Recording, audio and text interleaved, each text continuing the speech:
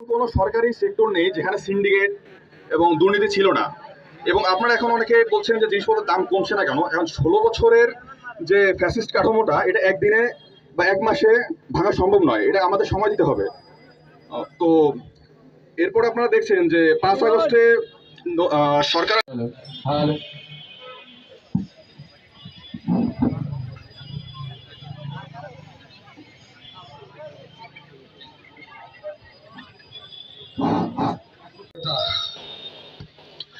তারপর সাধারণ জনতা ও ছাত্রের আন্দোলনের মুখে পড়ে স্বৈরাচারী শেখ হাসিনা সরকার নেট ও অন্যান্য সংযোগ বন্ধ করে দিতে বাধ্য হয়।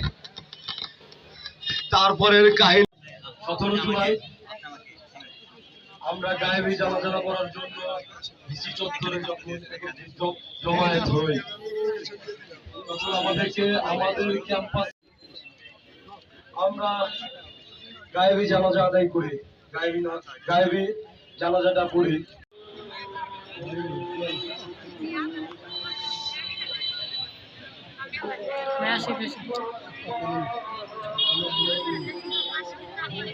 আমাদের ভাই আমরা কর্মসূচিতে জুম্মার নামাজ পড়ে আমরা প্রত্যেকটা মসজিদ থেকে আমরা বিক্ষোভ মিছিল আয়োজন করব।